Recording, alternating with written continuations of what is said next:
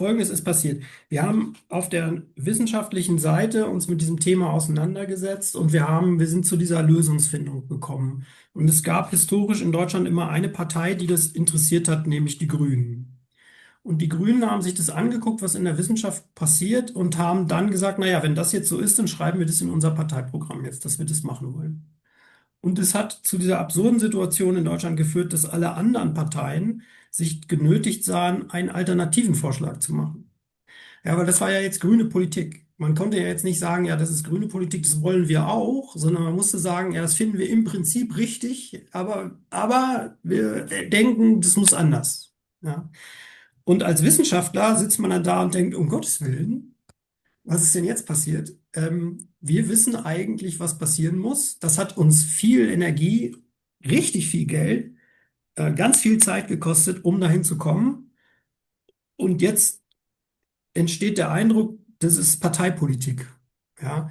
Und das im Nachhinein zu korrigieren, ist unglaublich schwierig.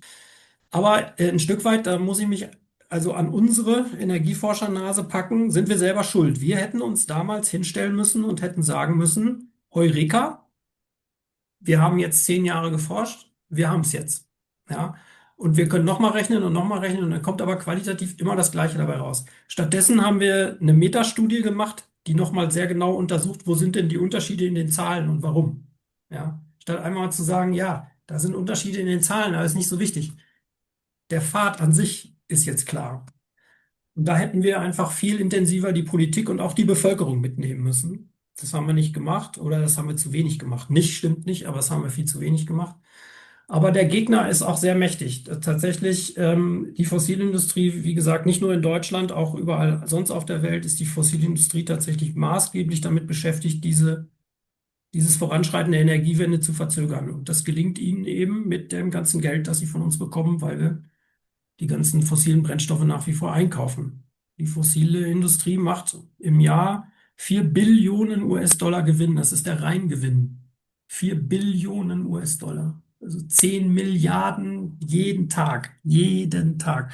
Wenn Sie ein abgeschriebenes Kohlekraftwerk haben in Deutschland, dann bis vor kurzem, jetzt nicht mehr, weil die Erneuerbaren den Markt so zerschossen haben, aber bis vor kurzem war das noch so, dass der betriebliche Gewinn aus dem Braunkohlekraftwerk, Steinkohlekraftwerk, wenn es abgeschrieben war, ungefähr 1 Million Euro pro Tag war. Das haben sie jeden Tag verdient. Sie sind der Letzte, der sagt irgendwie, ja, sehe ich ein, Energiewende muss sein, ich schalte das jetzt hier mal freiwillig ab. Es ist echt ein komplexes Thema, aber es ist eben vor allen Dingen ein Thema, das sich eben finanziell ausdrückt, nicht so sehr physikalisch und in der Technik, sondern im politischen Willen. Das macht es vor allen Dingen schwierig. Zum Glück ist jetzt preislich die Situation so eindeutig, ja, und jetzt sieht man eben diesen Wahnsinnsumschwenk, auch gerade bei den Ökonomien, auf die wir immer schielen, also vor allen Dingen China. Ja, wie schnell sind die Chinesen? Meine Güte, wieso kriegen wir das denn nicht hin?